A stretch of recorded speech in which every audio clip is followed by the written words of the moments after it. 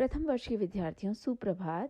मैं आपकी हिंदी की प्रवक्ता श्रीमती सीमा गवर्नमेंट कॉलेज बहादुरगढ़ से। विद्यार्थियों, आज हम पढ़ेंगे मीराबाई का साहित्यिक परिचय। मीराबाई भक्तिकालीन कृष्ण काव्यधारा की श्रेष्ठ कवयित्री हैं। इनके आराध्य श्री कृष्ण हैं। मीराबाई का जन्म राव दादू जी के चौथे पुत्र रतन सिंह के घर संवत 1555 विक्रमी में कुड़की गांव में हुआ था। बाल्यावस्था में ही इनकी माता चल बसी, इसलिए उनके पितामह राव दादू जी ने इनका पालन पोषण किया। राव दादू जी अत्यंत धार्मिक प्रवृत्ति के थे, जिसका प्रभाव मीरा पर भी पड़ा। बचपन से ही साधु संतों की संगति और दर्शनों के कारण इनके हृदय में भगवत भक्ति के अंकुर फूट पड़े थे। 12 वर्ष की आयु में ही मीरा का विवाह मेवाड़ के प्रसिद्ध राजा महाराणा सांगा के ज्येष्ठ पुत्र कुंवर भोजराज से हो गया, किंतु मीरा अधिक देर तक दाम्पत्य जीवन का सुख न भोग सकी और जल्दी ही विधवा हो गई।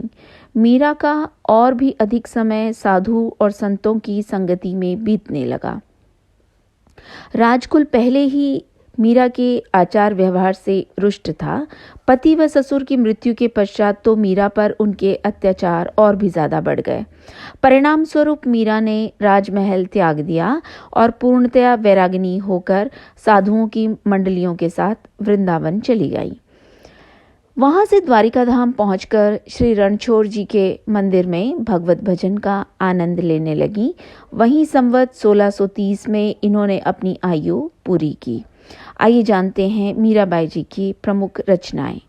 नरसी जीरो माहिरो, गीत गोविंद की टीका, गरवा गीत, मीरा की पदावली, राग सोरठ संग्रह तथा राग गोविंद, मीरा की मल्हार और कुछ फुटकर पद आदि मीराबाई की उल्लेखनीय रचनाएं हैं। नरसी जीरो माहिरो में नरसी मेहता की भावपूर्ण कथा का वर्णन है। गीत गोविंद की टीका अप्राप्य है। राग गोविंद के बारे में मात्र अनुमान है कि ये इनकी ही रचना होगी। राग सोरठ संग्रह में मीरा, कबीर और नामदेव के पदों का संग्रह है। मीरा के फुटकर पद 200 के लगभग हैं। यद्यपि कुछ विद्वान ये संख्या 500 तक पहुंचा देते हैं। मीरा का साहित्यिक मूल्यांकन करने के लिए उनके पदों का विशेष महत्व है। आइए जानते हैं उनकी काव्यगत विशेषताएं। सबसे पहली विशेषता भक्ति भावना।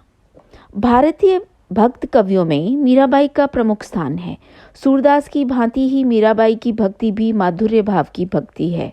कहीं कहीं तो वे सूरदास और तुलसीदास से भी आगे बढ़ गई हैं। तुलसीदास जी की भक्ति दास्य भाव की भक्ति है, अतः राम की निकटता कठिन है।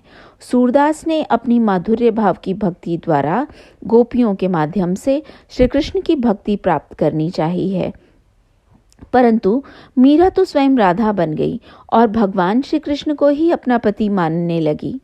इसीलिए उनके कुछ पंक्तियों में ऐसा कहा भी है, महारारी गिरधर गोपाल दूसरा ना कोइयां साधा सकल लोक जुइयां। मीरा और उसके श्री कृष्ण में किसी प्रकार का छिपाव या दुराव नहीं है। मीरा ने प्रेम भक्ति के अनुभूतिपूर्ण चित्र उतारे हैं। उनकी विरहानुभूति की गहराई को नापना सहज नहीं है। उनके मिलन, उत्सुकता, आशा और प्रतीक्षा से संबंध पद भी हैं। कहीं कहीं तो उनके पदों में रहस्यवाद की भी झलक मिलती है। इसका कारण ये है कि माधुर्य भाव की भक्ति में रहस्यात्मकता स्वतः आ जाती है, लेकिन उनकी श्रृंगारी कविता में सूरदास के समान वासना तो लेश मात्र की भी नहीं है। दूसरी विशेषता प्रेमानुभूति की गहनता। मीराबाई के काव्य में मुख्यतः प्रेमानुभूति को ही अभिव्यक्ति प्रदान की गई है। उनका प्रेम भगवान श्री कृष्ण के प्रति है। मीरा ने उनको गिरधर गोपाल, नटवर नागर, नंदलाल, बांके बिहारी, सांवरिया, गोविंद, प्रभु आदि नामों से पुकारा है। मीरा इसी कृष्ण को प्रेम करती है, पर उनकी प्रेमानुभूति आध्यात्मिक है। उनका ये प्रेम सगुण लीलाधारी श्री कृष्ण के प्रति एकनिष्ठ है। इसलिए वे कह उठती हैं, महारारी गिरधर गोपाल दूसरा ना कोइयां। अनेक स्थलों पर कवित्री ने अपने प्रभु के नक्शिक का वर्णन किया है। जैसे बसियां म्हारे नैनन माँ नंदलाल, मोर मुकुट मकराकृत कुंडल, अरुण तिलक सोहा भाल। मीरा का प्रेम श्री कृष्ण के अवतारी रूप से है। वह उनकी प्रेम क्रीड़ा को सुनने में समर्थ है। हरि तुम हरो जन की पीर कहकर मीरा उसी की शरण ग्रहण करती है। वह तो बार बार अपने प्रेम की अभिव्यक्ति करती है। हरि मेरे जीवन का प्राण आधार, मैं गिरधर के रंग राती। आइए जानते हैं मीराबाई की काव्यगत विशेषताएं। विरह भावना। मीरा के काव्य में श्रृंगार वर्णन हुआ है। मीरा के काव्य में संयोग की अपेक्षा वियोग पक्ष को अधिक स्थान प्राप्त हुआ है। मीरा के विरह की अनुभूति विस्तृत एवं गहन है। विरह वर्णन की दृष्टि से मीरा का स्थान संपूर्ण हिंदी साहित्य में श्रेष्ठ है।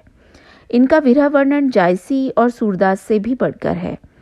मीरा का संपूर्ण काव्य विरह की तीव्र अनुभूति और वेदना से परिपूर्ण है। इनके विरह में सर्वत्र स्वाभाविकता बनी रहती है। हाँ, कहीं कहीं अत्युक्तियां अवश्य देखी जा सकती हैं। इनके विरह के पद इतने मार्मिक हैं कि हृदय को झकझोर डालते हैं। मीरा का विरह वर्णन कोई सामान्य विरह नहीं है। उनका प्रियतम नेहड़ा अर्थात प्रेम लगाकर चला गया है। अब वह विरह सागर में डूबी रहती है। उनके बिना उनका जीना दूभर हो जाता है।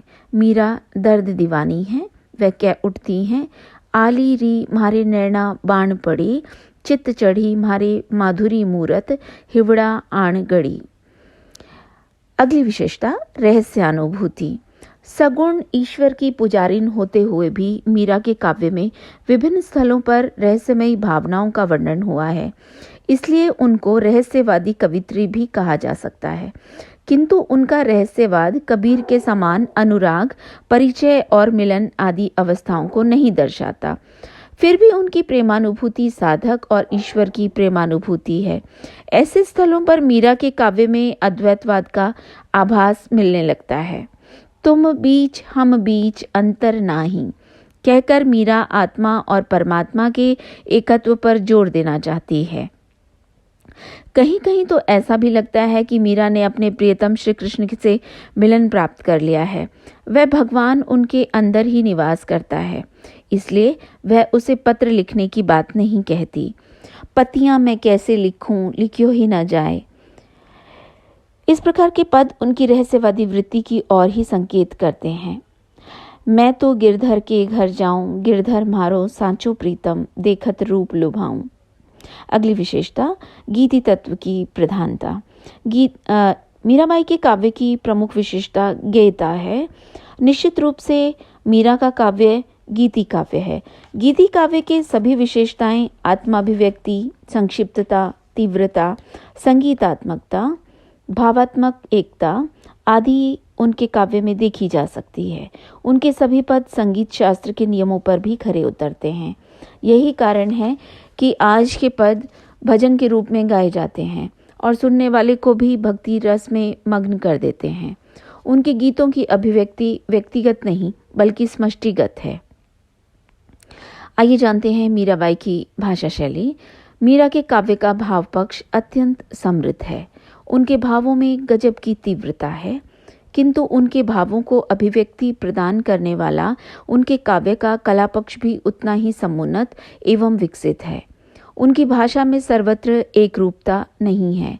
उन्होंने कहीं राजस्थानी भाषा का प्रयोग किया है तो कहीं ब्रिज और गुजराती भाषाओं का प्रयोग किया है।